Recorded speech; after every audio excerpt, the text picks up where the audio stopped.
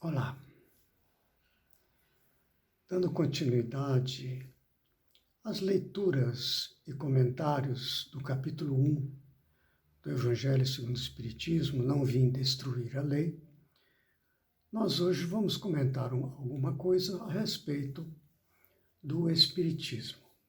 Já comentamos algo a respeito de Moisés, alguma coisa a respeito do Cristo e agora a respeito do Espiritismo. Nós estamos considerando que há uma sequência de Moisés, o Cristo e o Espiritismo, na medida que cada um deles é uma revelação de Deus, uma revelação das leis de Deus para as criaturas, né? Já comentamos isso com Moisés, com Jesus. Agora, qual é a contribuição do Espiritismo como revelação? Por que é uma revelação? Não é? Kardec deixa uma frase que eu vou ler aqui e a gente poderá considerar sobre o Espiritismo como revelação da lei de Deus. Então, diz assim o Kardec, ele inicia o item, o Espiritismo, com esta frase. De cara, ele já começa falando: o Espiritismo é a ciência nova que vem revelar aos homens, por meio de provas irrecusáveis, a existência e a natureza do mundo espiritual e as suas relações com o mundo corpóreo. Veio revelar a existência e a natureza do mundo espiritual e as suas relações com o mundo corpóreo. Convenhamos, é uma coisa chocante. Aí vem Allan Kardec, naquela época lá do século XIX, vários fatos inusitados estavam acontecendo. O fenômeno das mesas girantes era assim qualquer luxo, e todo mundo fazia isso na sociedade parisiense, de se reunirem, fazer perguntas e obtendo através de pancadas. As mesas davam respostas às perguntas, então havia algo inteligente, né, naquele fenômeno. E o Kardec estudou isso tudo, organizou. E então constituiu-se esse estudo decorrente deste início, né, de observação, a doutrina espírita. O mundo espiritual. A gente verifica que de Moisés, passando por Jesus e até o Espiritismo, vem se ampliando a percepção humana, por causa dessas revelações, acerca da espiritualidade humana. E aí nós retornamos a comentários que já fizemos antes. A questão da matéria, por um lado, o mundo material, e o espírito, o mundo espiritual, que são dois componentes observáveis, né, da vida. Os fenômenos espirituais sempre estiveram presentes na vida humana, através da mediunidade, vários fenômenos, né, observados ao longo do tempo, né? Temos ali os profetas, tal, e o próprio Jesus. Os fenômenos espirituais só que eram considerados de uma maneira supersticiosa, sem saber a razão, por que é aquilo, sempre muita confusão, perseguindo pessoas porque não pensavam como eles. Se aquela pessoa é uma bruxa, né? E assim por diante. causando tantos males. Aí vem a doutrina espírita e organiza esse conhecimento. E vem provocar uma verdadeira revolução, né? Através da mediunidade, pessoas que tinham vivido na Terra, que faleceram, vieram falar sobre o que estavam vendo no mundo onde elas estavam agora. E assim revelando, né, tudo o que se passava após a morte e tudo mais. Ampliando a nossa consideração a respeito da vida. E a vida não é apenas no corpo físico, uma vida é uma só, que são várias encarnações. Então tudo isso ficou muito claro, tornando possível então com a doutrina espírita, essa terceira revelação, uma análise dos ensinamentos de Jesus com muita clareza. Agora não há mais dúvida. O Espiritismo passa a ser uma chave por meio da qual se compreende tudo o que Jesus ensinou de maneira muito clara, né? Então a doutrina espírita veio trazer esta ampliação da visão da nossa pessoa dentro da vida. Não é só a vida material. A vida não começou com o nascimento, já existia antes, né? A vida não termina com a morte do corpo, ela continua depois. Isso Jesus já tinha demonstrado, né? Mas agora nós sabemos o que esperar. Amplia-se o nosso entendimento da responsabilidade que temos pelos nossos atos. Cada vez mais converge para nós adquirirmos este senso de responsabilidade sem transferir para sacerdotes, para anjos, para o que quer que seja, a responsabilidade pelo mal, pelo bem que nos acontece. Nós somos o fator em torno do qual tudo acontece. Nós passamos a nos ver cada vez mais como indivíduos responsáveis, que temos que tomar as decisões e assumir a responsabilidade pelo que fazemos. O que nós fizemos numa vida anterior permaneceu, né, como uma fonte de culpas ou coisas assim. Hoje nós retomamos aquilo para corrigir e tudo mais. Então nós vamos caminhando para cada vez mais desenvolver este processo que Carl Jung chama de individuação. Nós vamos tornando cada vez mais independentes de uma visão de outra pessoa. Nós é que vamos tomando decisão, não seremos mais conduzidos, né? Aí podemos responsabilizar alguém, não, alguém me falou que é assim, então eu fiz, eu não sabia e tal. Cada vez mais isso vai deixando de existir. E nós vamos nos tornando cada vez mais independentes. Somos nós perante Deus, somos nós perante o próximo. Este é o processo. Quando nós vamos emergindo, né, desde lá de Moisés, com os 10 mandamentos, com Jesus que nos ensina a perdoar, né, a amar os inimigos, orar pelos que nos perseguem, caluniam, né? Amar o próximo, como assim mesmo ele enfatiza esta parte, ampliando a nossa visão do nosso significado dentro da vida. Assim, a doutrina espírita amplia esta visão, que nós vamos compreendendo, então, o que nós somos, o que viemos fazer aqui na Terra, por que nós estamos aqui, o que vai acontecer depois, e assim sucessivamente.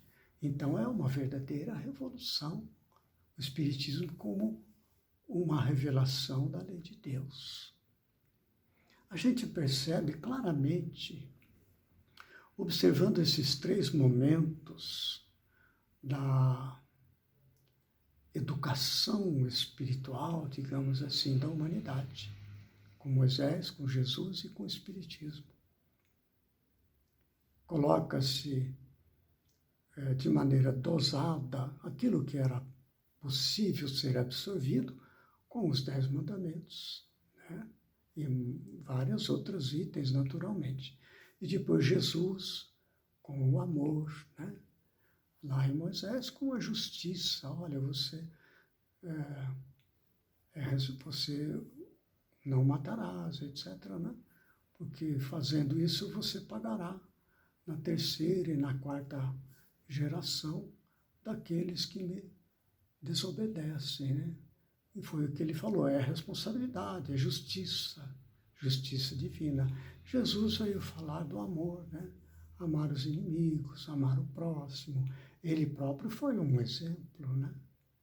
Amai-vos uns aos outros, ele falou, assim como eu vos amei. Ele deixou este mandamento, não é? E ensinou também através do Sermão da Montanha, todos os roteiros, falou das bem-aventuranças. E esse Jesus amplia-se enormemente, né, nosso campo de percepção da vida. Aí com o Espiritismo nós vamos ver a amplitude da vida, que a gente vem desde o átomo, evoluindo através das experiências milenares, passando pelas experiências do reino vegetal, depois do reino animal, atingindo, como nós estamos agora, no reino hominal. E assim há um processo. E dentro do reino hominal, vamos dizer assim, nós precisamos vencer etapas. E daí a primeira revelação, a segunda e a terceira. O Espiritismo vem nos mostrar tudo isso. Que nós estamos numa escada infinita de evolução. Degrau a degrau, nós vamos nos aproximando de Deus, do reino de Deus, como diz Jesus, né? Então, há esta questão do processo interno do aprendizado. Aqui é uma parte interessante, que nós vemos a pedagogia do processo das revelações, coordenados todos por Jesus, desde Moisés, ele próprio veio, coordena agora o Espiritismo, porque ele é responsável por todo o processo de vida na Terra, neste planeta aqui. Então, é muito pedagógico. Há um pesquisador da educação chamado Jean Piaget, muito conhecido, falecido recentemente, onde ele estudou com crianças como se dava o processo da aprendizagem com a criança. Então, introduz um conhecimento novo para a criança, digamos, um elemento qualquer de aritmética, uma conta de multiplicar, ou o que seja, e ele vai observando as crianças. Foram muitos anos de observação, de estudos, de análise, e ele chegou à conclusão que há uma sequência de aprendizagem de um conceito novo para a criança. Mas não vale só para a criança, nós vemos que vale para todo ser humano. Quando se apresenta um conhecimento novo, onde a criança não sabe, ela não conhece, aquilo é novidade, nunca tinha ouvido falar, ou, enfim, nunca tinha prestado atenção naquilo. Então há, como diz Piaget, uma desequilibração. Ah, mas eu não sei isso, como é que faz? E agora, o que eu vou fazer? Como é que eu resolvo? Enfim, eu estou aqui supondo, né? Há essa desequilibração, há uma coisa nova, eu não conheço isso, preciso conhecer. Com o passar do tempo, a repetição daquela experiência nova, com um conceito novo, vai havendo uma assimilação, né? As estruturas mentais, emocionais da criança vão assimilando aquele conhecimento.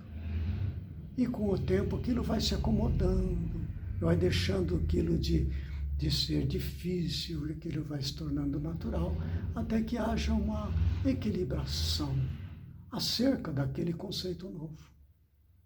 A gente verifica que acontece a mesma coisa na questão das revelações. Jesus mesmo disse, olha, como é interessante, Jesus fala, eu não vim trazer a paz, eu vim trazer a espada, não é? Eu vim pôr fogo na palha seca, e o que mais eu quero, senão que ele se acenda, não é? É exatamente isso, porque quando eu vim colocar o pai contra o filho, a mãe contra a filha, a nora contra a sogra, etc., nós conhecemos essa passagem que Jesus falou. Isso é espantoso, não é? Jesus está falando exatamente isso. A gente percebe que o Jean Piaget, certamente, ele deve conhecer esses ensinos de Jesus, levou ele a pensar nisso, né? Então a gente verifica que é exatamente assim. As revelações vêm no tempo certo, adicionar um conhecimento novo, um conceito novo, para que nós venhamos a desvendar, a desbravar um universo novo, desconhecido, que é necessário para o desenvolvimento espiritual. Não é? Porque o desenvolvimento material da criatura se dá pela ciência, né? Pelo estudo, pelo trabalho, tudo. Mas o conhecimento espiritual se dá por essas revelações. Conhecimento, Jesus veio falar do mundo espiritual, né? Falou do reino de Deus, que a verdadeira vida se dá no reino de Deus. Aí o Espiritismo veio falar do mundo espiritual, dos diversos estágios de evolução, da reencarnação, que a gente reencarna muitas vezes. Embora Jesus tenha falado deste assunto, ficou mais ou menos velado isso aí, né? Agora, com todos esses conceitos novos trazidos pela doutrina espírita, aquelas questões que eram consideradas sobrenaturais, não é? Antigamente, ficaram perfeitamente explicadas. Então, quando você explica, aquilo você assimila, aquilo como natural. E você parte para adiante, para conhecer mais coisas, para desbravar mais fronteiras da estrutura cognitiva, para conhecer a nossa verdadeira identidade, nos inserir no reino de Deus e tudo mais. Então, são revoluções extraordinárias, tanto com Moisés, como Jesus, como o Espiritismo, não é? Então, esta questão do desbravar o nosso entendimento, que se dá através de múltiplas encarnações, como veio explicar com clareza o Espiritismo, é fascinante, porque nós passamos a nos ver dentro da vida, onde estamos, para onde vamos, de onde nós viemos. As coisas passam a ter sentido. Por que estou passando por esta dificuldade que eu nada fiz nesta vida? Não é uma pessoa que nasce com um defeito congênito no corpo físico, ou com uma doença incurável, ou, enfim, crianças que vêm a falecer em tenra idade, e que era considerado uma injustiça e a revolta diante de Deus, né? Agora se tornam naturais, porque sabe que a pessoa não morre em absoluto, viveu antes. E se nós aí temos esses conhecimentos, nós encontramos consolação ao entender que aquilo ali é uma experiência necessária para que nós venhamos a ajustar o nosso viver às leis de Deus. E ao fazer isso, amealhamos mais paz, mais serenidade em nossa alma, ainda que as dores físicas, as dores morais nos alcancem, e elas nos alcançarão sempre, porque a vida aqui na Terra não é fácil, né?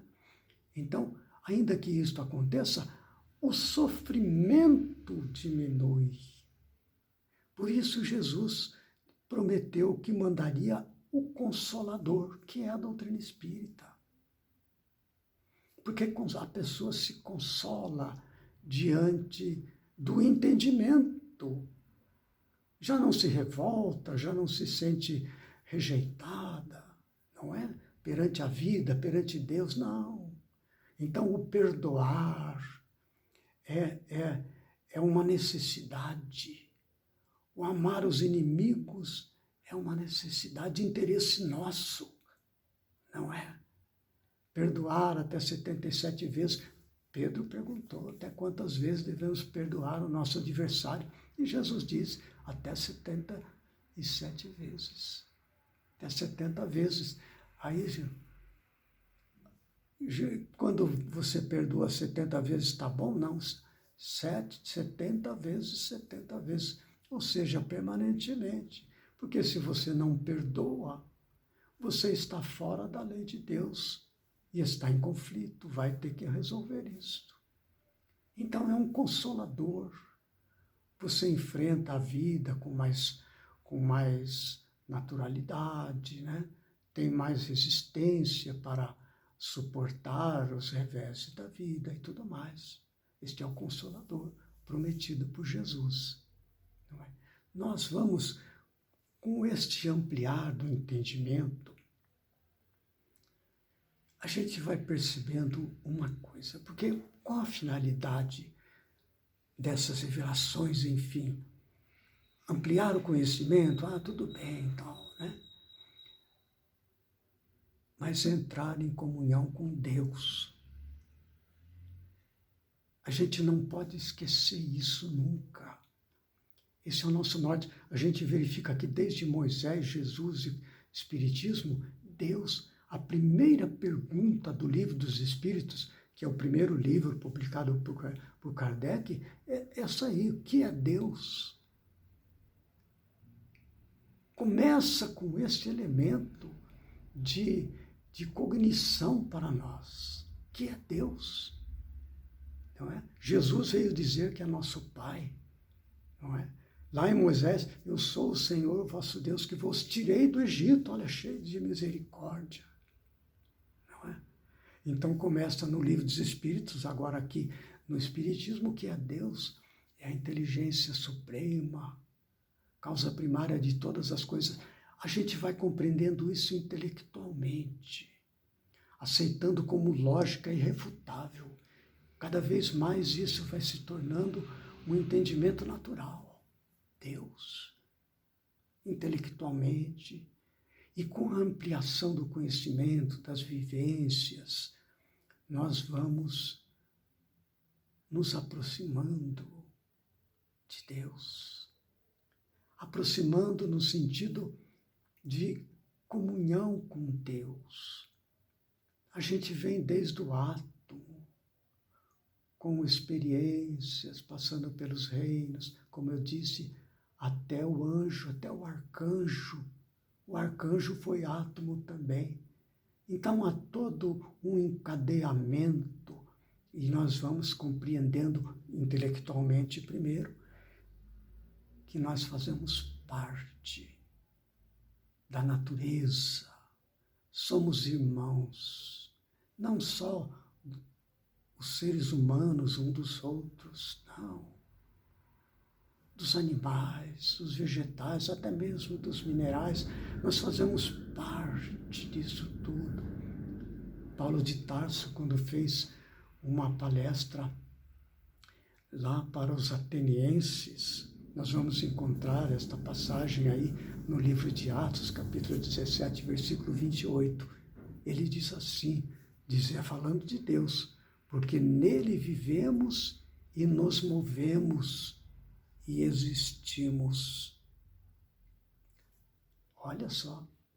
Então, esta sequência de revelações, dessas 3 revelações, está uma misericórdia de Deus, esta paternidade divina, Jesus como nosso pastor, como bem este símbolo representa, conduzindo-nos para dentro deste universo onde nele vivemos, nos movemos e existimos. Agora intelectualmente, mas com o passar das múltiplas encarnações, nós vamos nos mergulhando no saber destas coisas. Não é apenas conhecer, como eu digo agora, porque vimos Paulo falar e tal, né? Nós vamos assim atingindo este ponto de comunhão com Deus. Aí é a bem-aventurança, como já comentei antes, como Jesus falou lá no capítulo 5 de Mateus.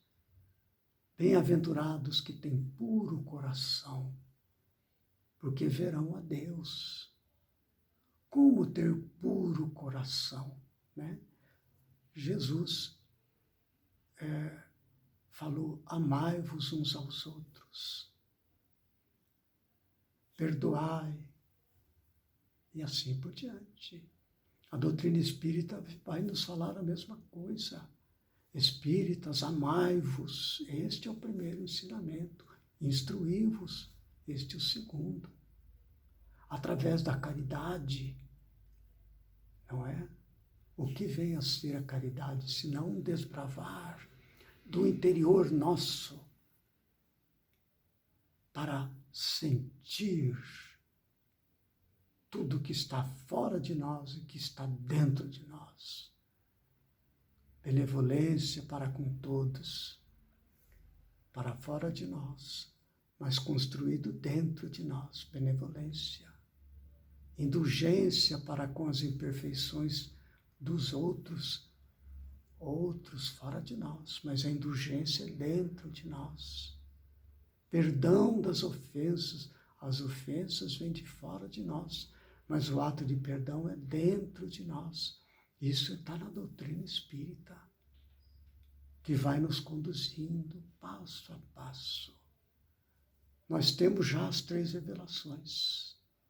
Temos material para subir nesta escada infinita da evolução humana, cuja escada começou lá no átomo, passou pelos reinos da natureza, agora estamos no reino humano, até chegar no reino dos anjos e dos arcanjos, cada vez mais entrando em comunhão com Deus. Então, aí estão alguns comentários, um pouco limitados, naturalmente, porque tudo é muito amplo, a respeito das 3 revelações, do seu propósito, para que serve para nós, né? No próximo vídeo nós vamos fazer um comentário ou 2 a respeito de ciência e religião. Então, até lá, e fique com Deus.